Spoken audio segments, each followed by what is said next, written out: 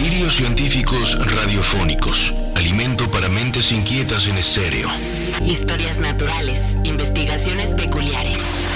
Descubrimientos sorprendentes. Narraciones desde las fronteras del saber colectivo que le ponen sabor a la semana. Porque a fin de cuentas la ciencia que no es comunicada es ciencia condenada al olvido. Amasemos juntos esa materia gris y hagamos bullir el elixir del conocimiento.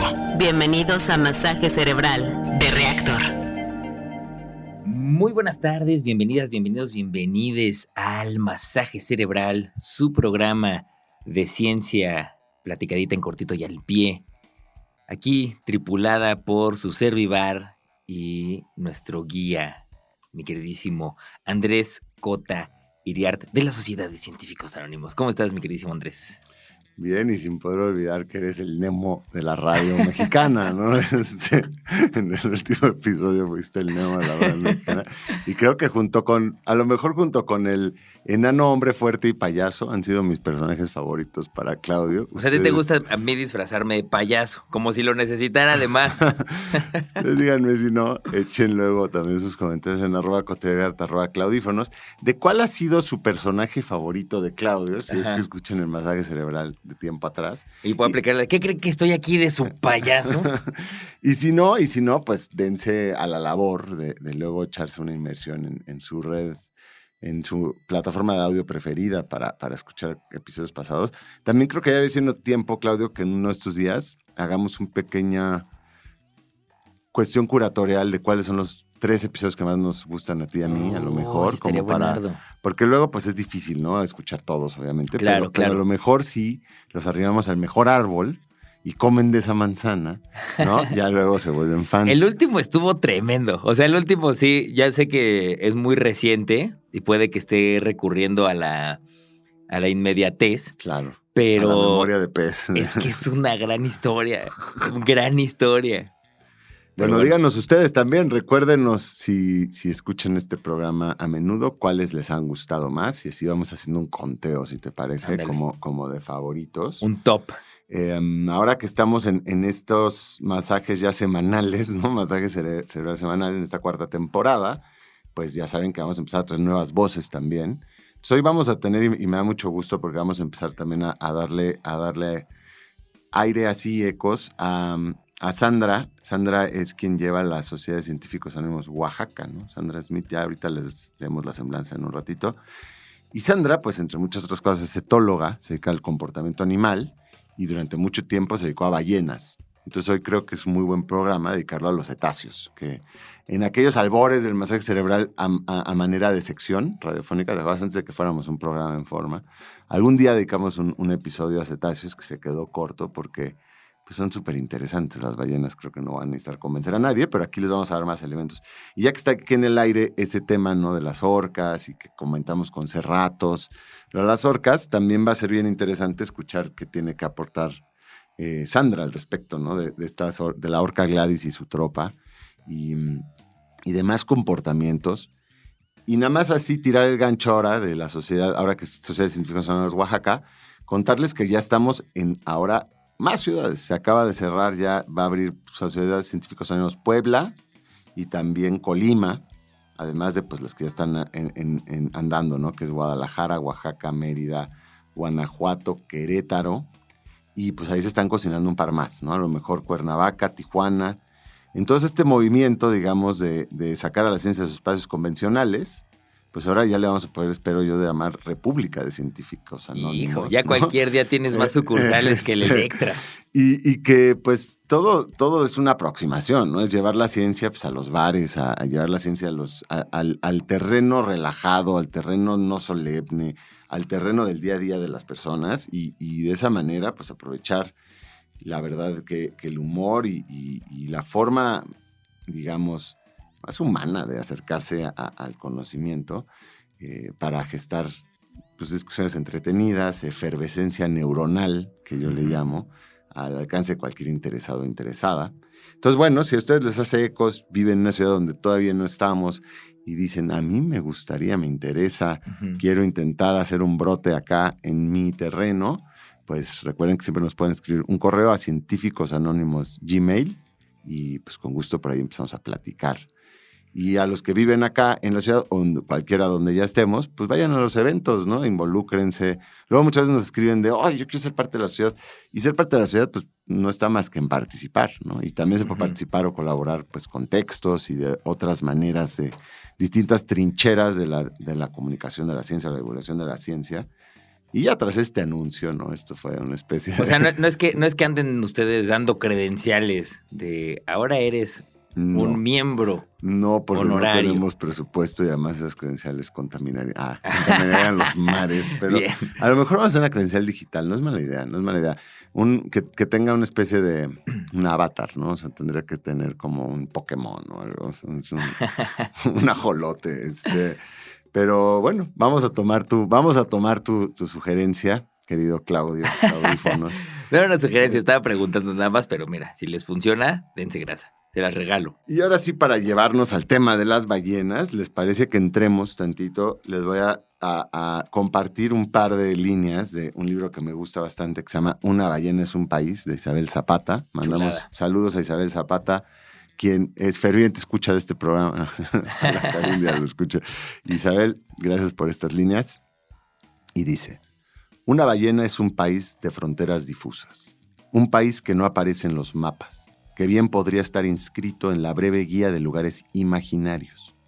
Vista desde arriba, una ballena es una isla de piedra flotando a la mitad del océano. En el agua los cachalotes son fantasmas grises. Afuera son negros, casi púrpuras, con pecas amarillas. Las ballenas tienen una barriga llena de bichos. Una ballena puede hospedar a más de 7,000. Las ballenas también son caza.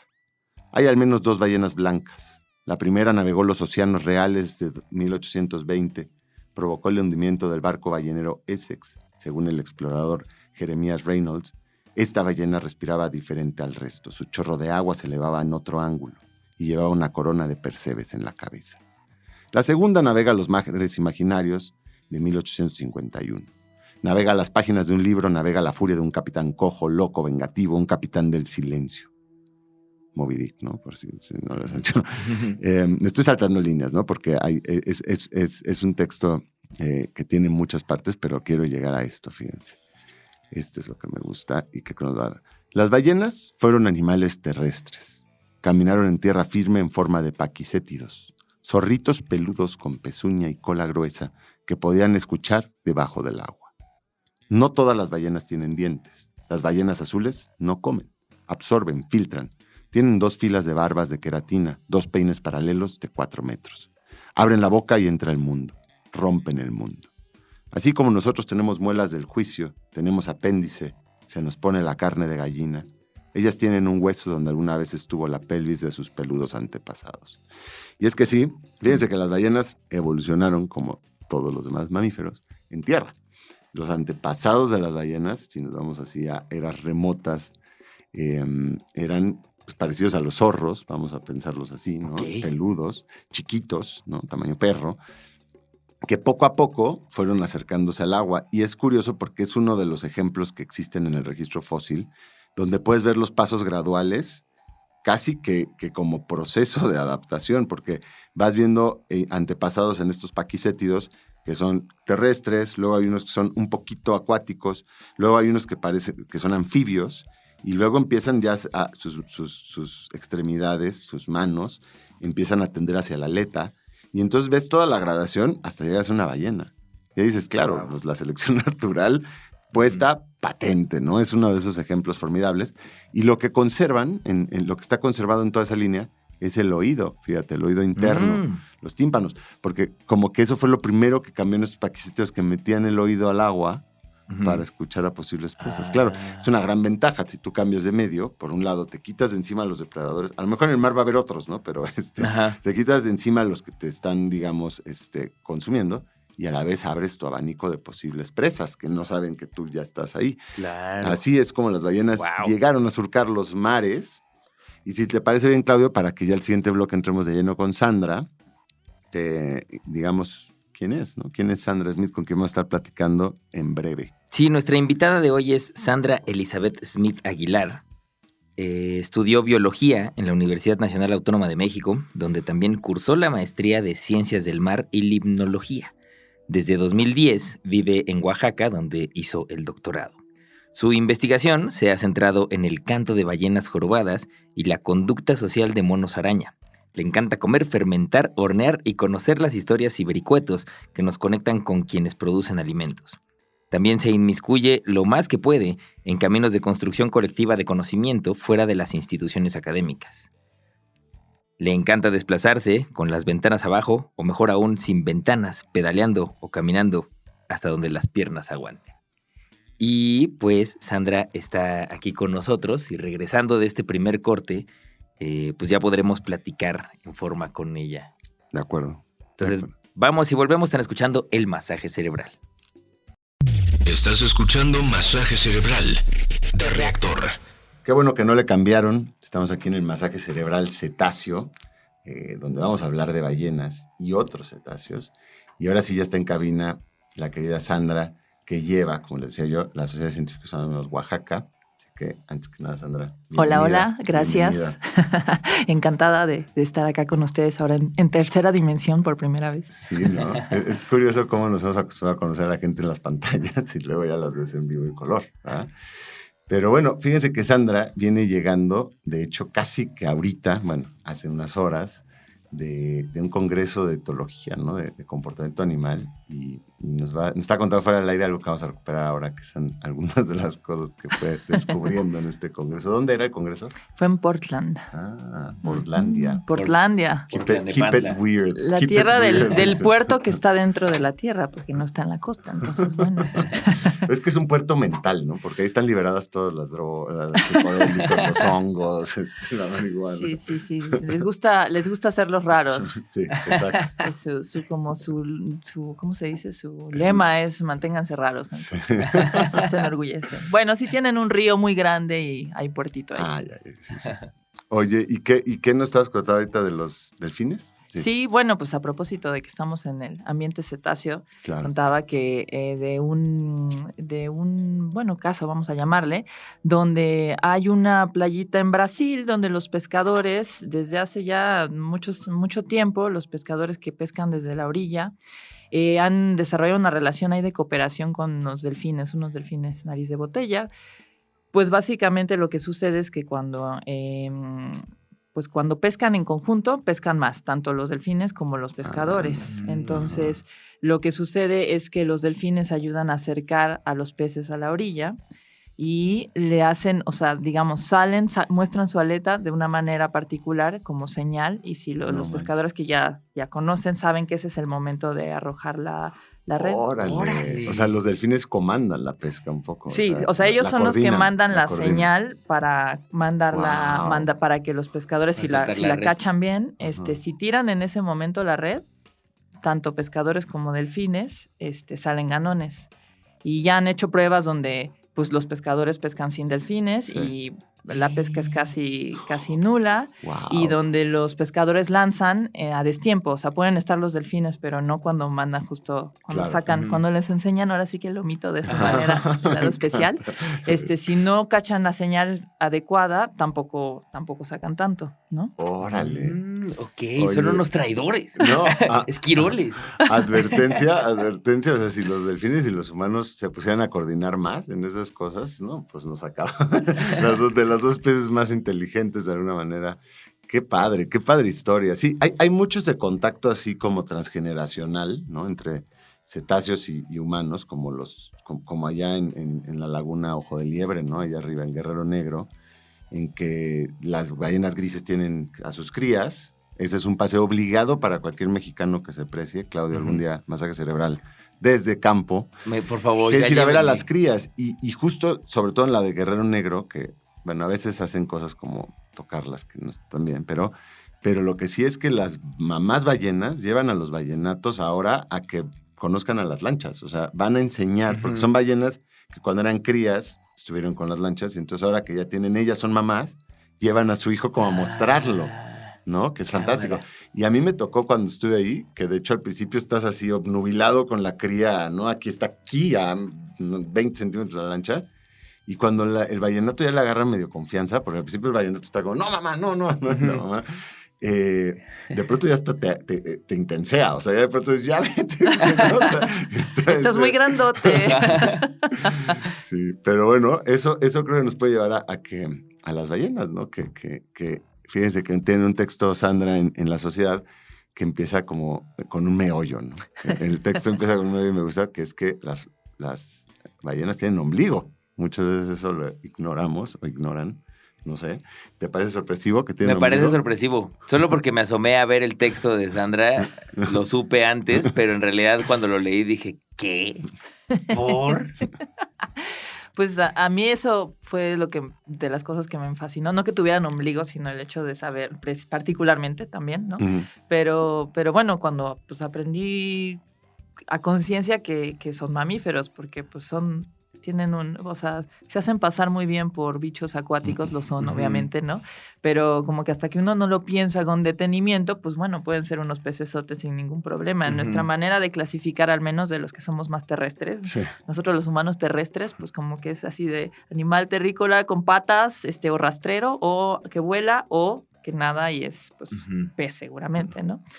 Pero pues cuando lo aprendí, cuando empecé a entender cómo sucedió este tránsito del Paquicetus, a ahora la gran diversidad de cetáceos que vemos, pues una de esas cosas, y de las huellas, no son huellas, sino de lo que mantienen, que compartimos tan cercanamente, pues es como es el desarrollo, ¿no? En la placenta, y pues que deja una marquita, les deja su ombligo, ¿no? Claro. Pero otras cosas como esto del pelo, sí. ¿no? Nunca pensamos yo no pensaba nunca en pelo, en ballenas peludas, porque como que esta idea de que, los delfines, qué suavecita su piel y no sé cuánto, ¿no? Y ciertamente, pues no es que el pelo sea lo que más sobresale de ellas, pero sí tienen pelo todas, al menos en algún momento de su desarrollo, ¿no? Me dan gracia los delfines porque ellos en realidad pues les crecen, o sea, tienen como un mostachito de natal, ¿no? Así como ese mostachito puberto que algunos transitan. Que algunos no superamos. Les dura más que a otros. Los delfines lo tienen cuando recién nacen, tendrán una especie de mostachito que se les cae muy rápido. El bozo. Ajá. Entonces casi nunca se los vemos, ¿no? Pero sí, si buscan en internet hay fotos muy tiernas de eso. Ajá. Oye, las ballenas también, o sea, hasta las ballenas tienen pelo, Claudio, imagínate. Híjole, yo definitivamente no soy una ballena. Un animal más que envidiar, Claudio. Pues en ese sentido son medio xoloescuintlas también, porque tienen pelos. Yo en particular, el caso de las ballenas jorobadas, que son las que conozco un poco mejor, ¿no? Pues quien haya tenido la suerte de ir a ver ballenas jorobadas, y si no, también México es un lugar privilegiado por eso, ya sea en Los Cabos o en Bahía Banderas, ¿no? Ahí por Vallarta, o incluso toda la costa pacífica se pueden ver. Pero bueno, las ballenas jorobadas, una de las cosas que las distingue es que tienen unos nodulitos en el rostro, ¿no? Entonces parece que están medio cacarizas. Sí, claro. Eso es algo característico de ellas. Y resulta ser que en la cúspide de cada uno de esos nódulos tienen un pelito. Es como un lunar con pelo. Haz de cuenta, como un lunar con pelo, solo con uno, ¿no? Y tienen varios por todo el rostro. Claro. Muy coquetonas. Y bueno, y dices, ay, pero pues, ¿y ese pelo qué? ¿Por qué? ¿No? Claro. Pues no sabemos, para variar, ¿no? Una cosa más que no sabemos, pero lo que sí sabemos es que esos nódulos están enervadísimos, tienen muchísimas terminaciones nerviosas, ¿no? Entonces, pues, una de las ideas propuestas es que tiene una cualidad sensorial, o sea, una sensibilidad muy alta. Entonces, quizá en la hora de los movimientos y de, pues, detectar cambios en la corriente, qué sé yo, o sea, como... Ya, claro. Sí, pues como casi otro sentido, antenitas, ¿no? O sea, como bigotes de gato, ¿no? Pues sí, como algo así, algo similar. en ese sentido, ¿no? Como las vibrisas o cosas así. Entonces, quizá. Lo cual no... O sea, sí... Esta es la cosa con los humanos. Lo que sorprende es que nos sorprenda, ¿no? Porque por supuesto que van a tener campos perceptivos que a lo mejor no son completamente inaccesibles. ¿Quién sabe si eso además... Esto ya es terreno especulativo, evidentemente, pero bueno, a lo mejor con eso leen campos magnéticos, ¿no? O sea, podría ser hasta ese grado, pues, y que a lo mejor es incluso un sentido casi que dominante para su forma de entender el mundo, ¿no? Es lo que nos pasa Pero qué curioso, es como tener barba mal rasurada, ¿no? O sea, es como esta especie de barba que llevamos Claudio y yo constantemente, así como de indigente, ¿no? Pero como si esa barba pudiera sentir cuando se va a acercar alguien por atrás, ¿no? Estaría increíble eso. Un sexto sentido, gracias al sentido de barba, ¿no? Nunca veo un superhéroe que era super barba, ¿no? Solo me acuerdo del laboratorio de Dexter, que alguna vez le crece barba y que según él eso es como... Creo que él inventó los hipsters de barba larga, ¿no?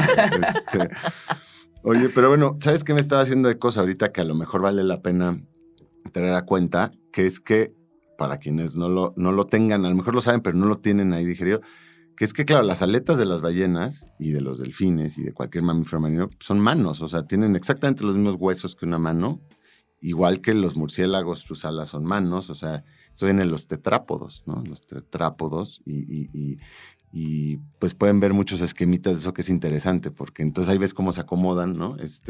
En los diferentes grupos de mamíferos y, bueno, de vertebrados en general. Pero aquí, hablando de el ombligo y recordando el texto de Sandra que muchos recomendados vayan a ver y les vamos a aventar acá por redes sociales ahora, vienen unas fotos de fetos de diferentes mamíferos preciosas. Bueno, son unas, yo creo que son recreaciones, ¿no? No son fotos preciosas, porque ahora hay un delfín en feto, un elefante en feto. Y todo eso me lleva a la pregunta que le vamos a hacer a Claudio ahora, que es una pregunta un poco... Como no hubo la primera vez, ahora le voy a meter más punch, ¿no? Entonces... Valor 4 kilómetros. Claudio, gente allá afuera, con su hashtag, ya saben, masaje cerebral, @claudífonos, @coteriart. En tu opinión, ¿qué quiere decir la frase la ontogenia recapitula la filogenia? Y si es correcta o falsa. En tu opinión, la filogenia recapitula... No, la ontogenia recapitula la filogenia. Ya estaba poniéndolo en cabeza. Allá afuera, díganos qué opinan. Esto está ¿Es pasadísima cierto? de lanza. ¿No es cierto? Y vamos y volvemos. Historias naturales, investigaciones peculiares, descubrimientos sorprendentes, masaje cerebral. Y ya estamos de vuelta en el masaje cerebral. Está con nosotros Sandra Smith, está Andrés Cota haciendo la pregunta más complicada que se haya hecho jamás en el masaje cerebral. Ni siquiera puedo repetir qué fue lo que me preguntaste. La ontogenia... Sí, o sea, esta frase famosa, ¿no? En los no, sí, yo la he escuchado cientos de veces. La ontogenia recapitula la filogenia. La ontogenia recapitula la filogenia y si estoy de acuerdo o no. O sea, ni siquiera puedo descifrar qué es lo que me está tratando de decir. Ontogenia, ontología. Ahí vas. Metafísica. Y filogenia tendrá que ver, me imagino, con... Ay, no, me estoy haciendo muchas bolas en mi cabeza. A ver, ontogenia, ontología. Ortodoncia. No, eso es orto. Ontología tiene que ver con el ser, con el estudio del ser. Y la filogenia supongo que tiene que ver con los diferentes tipos de especies de... Tu herencia evolutiva, sí. ¿Sí? Tu herencia evolutiva, tu árbol. Y entonces dice, repíteme la frase, la ontogenia. La ontogenia recapitula la filogenia. Si vieran a Claudio ahorita le está saliendo como humo de la cabeza. Estoy neta... Supongo que recapitula la filogenia. Que el cómo es uno tiene que ver con de dónde viene. ¿Puede ser? Ahí vamos. ¿Sí? ¿Lo estoy descifrando? ¿Estoy de acuerdo? Sí. Las clases de etimología, ¿y estás de acuerdo o no? Sí, muy de acuerdo. Las clases de etimologías grecolatinas de Claudio fueron buenas. Sí, es un concepto que se discute y no me voy a detener mucho en ello porque podría haber todo un programa de eso, pero es básicamente, y hay quienes lo defienden mucho, es básicamente esta idea de la ontogenia, pues es tu desarrollo embrionario, digamos, de que se hace la fecundación y es el cigoto y luego el embrión y ese desarrollo embrionario y fetal y va pasando por distintos pasos, ¿no? Y hay quienes les parece, pues, como, claro, se antoja mucho, o sea, es romántico, ¿no? O sea, ontoja. Se antoja. Totalmente. O sea, como esta idea de que, pues claro, tú eres un feto acuático. De alguna manera tienes hendiduras branquiales cuando estás en el vientre de tu madre. Y pues eso se asemeja más a un pez, ¿no? Que al mamífero terrestre. Entonces, como que hay esta idea de que esos pasos de desarrollo, de alguna manera, son un espejo de los pasos evolutivos que hubo en tu historia. Está muy a discusión, no estoy diciendo que yo lo apoye. Claudio sí está de acuerdo. Pero estoy de acuerdísimo. Desde que lo escuché la primera vez dije, claro. Pero bueno, es bonito. Y nada más lo traía a cuenta para hacerle este guiño a las imágenes fetales de los mamíferos y bueno, que las ballenas tienen ombligo, ¿no? Y bueno, y también producen leche, ¿no? No tienen chichis como tal, ¿o sí? Tú me decías eso. Sí, no, hasta donde, pues eso, bueno, hay todo muy interesante. Hagamos un programa de ontogenia, filogenia. Y en el caso de las ballenas, pues justo más que lo que sucede necesariamente en la fase del desarrollo, esto de que veamos, por ejemplo, que tienen la estructura ósea, sí tienen lo que en algún momento habría sido sus dedos, etcétera, claro. Huella, ¿no? Ajá. Pues es una más de las evidencias de la evolución y como si... Pues sí, se muestra ahí su pasado terrestre, ¿no? En el caso de las chichis, bueno, sí tienen glándulas mamarias, por supuesto, que es una de las cosas que nos vincula con ellos cercanamente, pero en lugar de tener pezones, en el caso de las ballenas jorobadas, tienen una acumulación de, pues bueno, donde está la glándula mamaria, más bien hay como una zona donde pues se puede abrir el chorrito. Entonces no hay una estructura a la cual los ballenatos se van a pegar y van a mamar, literalmente. Que también los ballenatos no tienen labios como tales, entonces pues no se puede, ¿no? No pueden chupar, no pueden. Entonces lo que entendemos que sucede más bien es que el ballenato estimula a la mamá en la zona de la glándula mamaria y eso como que abre la llave, ¿no? Hace que la mamá, y entonces el ballenato pues como que se coloca ahí. Digo, hay que decir que la cantidad de grasa en la leche de una ballena es muchísima y pues imagínense que tienen un tubo de pasta de dientes y que así más o menos es la leche y por eso no se disuelve toda, ¿no? Ya, sí. Y por ahí dicen también, lo he leído menos, pero creo que es una propuesta, que el ballenato hace como lengua de taquito y así como que recibe la leche también de su mamá. Entonces, bueno, pues lo que vemos es que hay momentos donde baja la cría a la parte del vientre de la mamá y a veces sí se ve un poquito de nubecita blanca por ahí que se sale, ¿no? Ay, que tomen como con lengua de taquito. Está bien bonito, sí. Lo más tierno. Algún día vamos a hacerles un meme, ¿no? A que alguien haga de Claudio tomando. Pero también podría pasar que hay ballenas que no pueden hacer lengua de taquito porque hay humanos que no pueden. Y se mueren. No pasan a la historia evolutiva. Pues quizás sí es importante para que el ballenato sobreviva, ha de ser más frecuente que sí puedan, pero sí. Pero existe la posibilidad. ¿Tú hubieras sobrevivido? Sí. Yo también. Sí. Oye, y recordé por ahí cuando estás diciendo esto que las ballenas azules, eso siempre me impacta, o sea, la leche que produce una ballena azul es como pues el elixir más nutritivo que existe, porque suben de peso como a razón de 100 kilos al día los ballenatos, imagínate, 100 kilos al día. Wow. O sea, una ballena azul, un ballenato nace siendo ya uno de los animales más grandes que existen, ¿no? Es tamaño rinoceronte, y luego sube de peso 100 kilos al día, imagínate, de pura leche de su mamá, ¿no? Wow. Igual, en el caso de las jorobadas, por ejemplo, pues ahí digo, las estimaciones varían, pero estamos hablando de que se calcula que tomarán 250, 400 litros de leche al día. Entonces, pensemos que cuando las ballenas están amamantando, que suele ser en el caso de las que visitan México, pues aquí en México, porque aquí es donde nacen las crías, ¿no? No están comiendo. Entonces, tienen que haber engordado... pues bien en las aguas del Ártico, donde comen, más hacia el Ártico donde comen, para tener reservas suficientes para poder, pues, proveer de esas cantidades de leche nutritiva, ¿no? Oye, y bueno, para tejer hacia las jorobas, ¿qué come una ballena jorobada? Pues comen, pues así como casi todas las ballenas que conocemos como tales, la azul, comen de los bichos más pequeños que hay, ¿no? El krill, pues es bienvenidísimo, que son estos pequeños como camaroncititos, pero también peces pequeños como arenques, o sea, pececillos, sardinitas y cosas de esa índole, ¿no? Normalmente estamos hablando de peces chiquitos. Y microplásticos, ¿no? Sí, bueno, sí. Oye, y de eso generan, la cantidad que han de comer, y de eso generan esta leche, maná, ¿no? Biológico. Pero me estaba ahorita acordando de que hay ballenas que tienen como estos cepillos de dientes y las que no, Y las jorobas sí tienen, ¿no? O sea, como estas cerdas. Uh-huh. Pues si pensamos en cetáceos un momento y regresamos a la tortura de Claudio la Filogenia, ¿no? Los cetáceos están divididos en dos grupos grandes, los que tienen dientes y los que no, ¿no?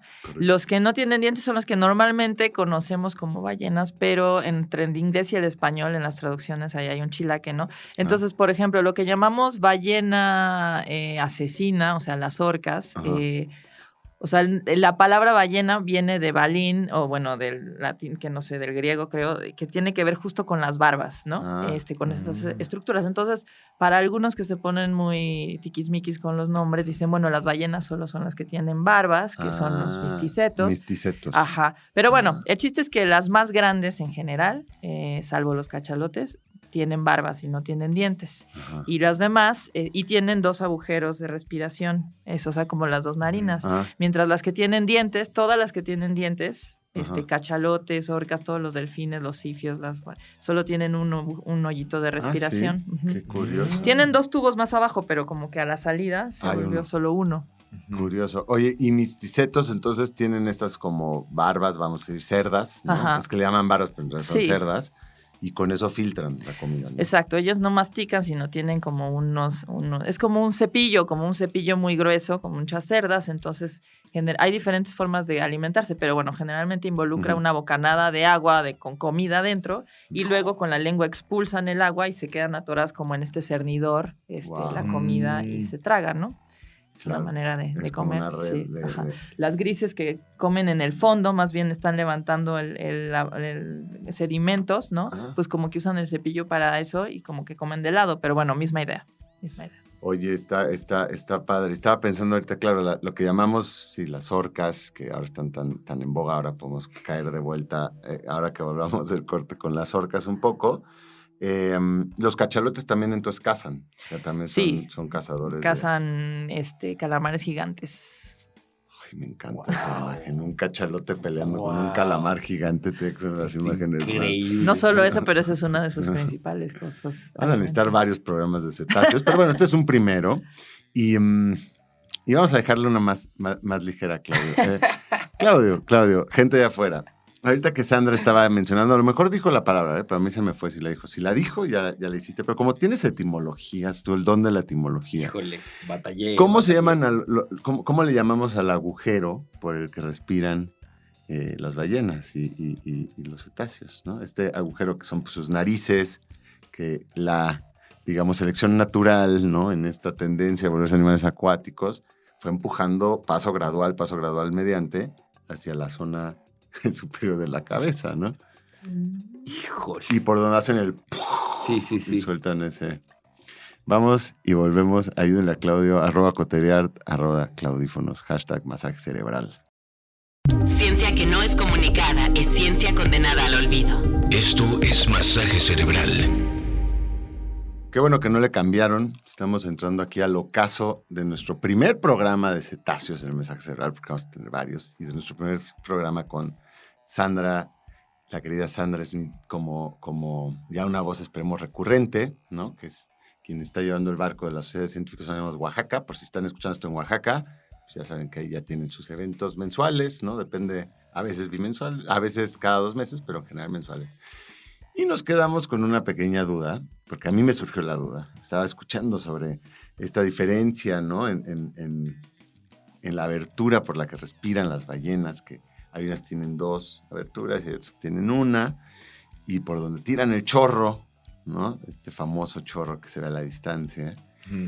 Y eso tiene un nombre. Y Claudio, que es el maestro de las etimologías grecolatinas, lo está por dilucidar. No. La neta es que ese nombre lo he escuchado varias veces, pero nunca lo he registrado porque supuse que nunca lo iba a utilizar, claro. ¿Sabes cómo? Y ahorita en este momento claro. Me estoy arrepintiendo de no haber puesto la atención suficiente y haber dichole a mi cerebro, regístralo. Claro, no es una noción de supervivencia citadina, exacto. ¿No? Entonces, este escape,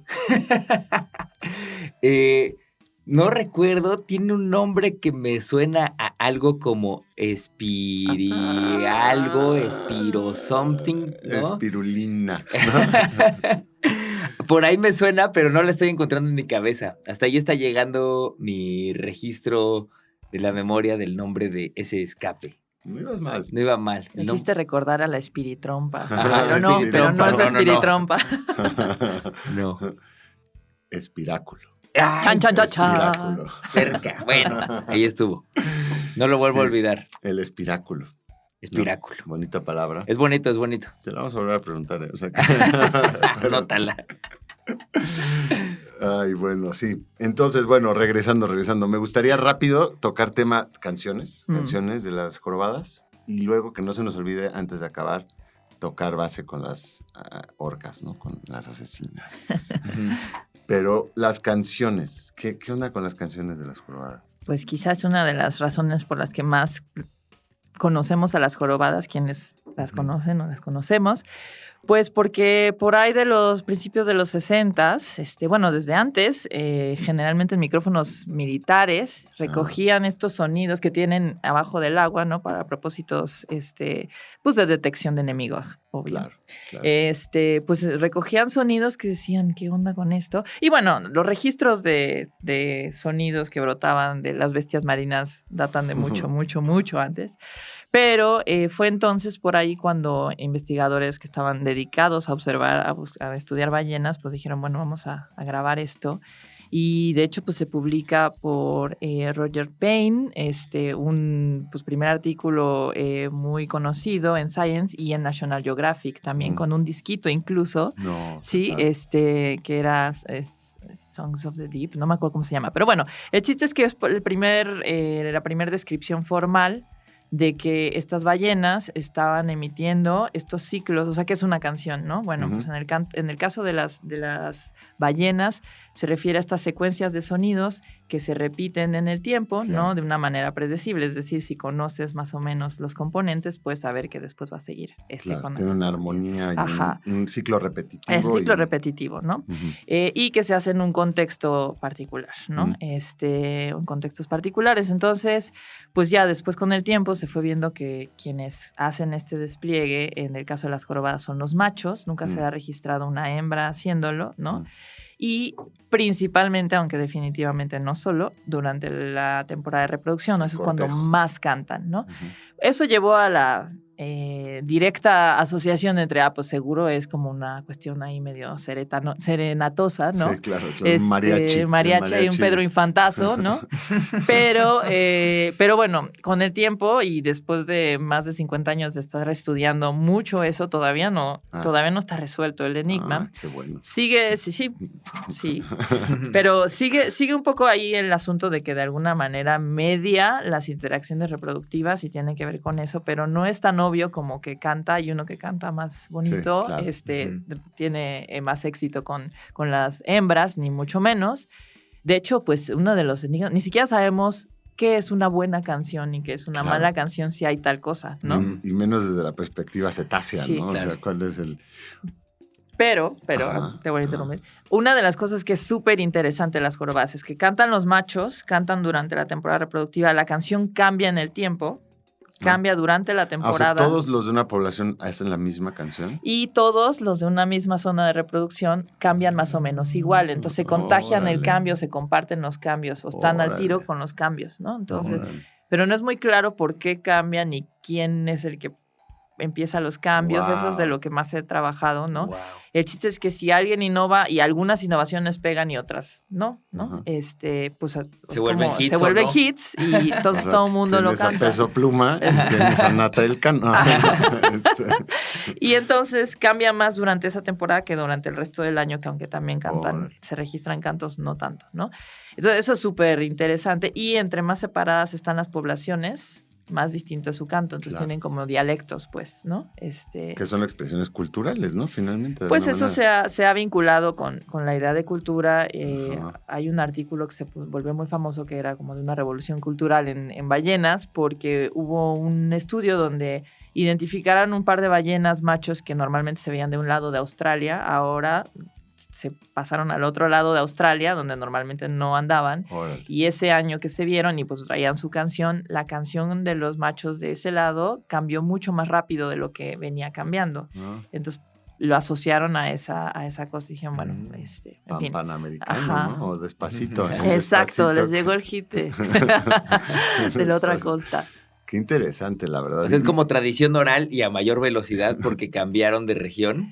Ajá, o sea, lo que se argumenta mucho es que hay algunas reglas de cambio, o sea, como que eso es lo que se busca, más que qué es la innovación, sino como cambian con ciertas reglas, parece ser, pero esas reglas se pueden intervenir cuando hay algún input, alguna innovación como en ese caso, ¿no? Pues sorprendente, ¿no?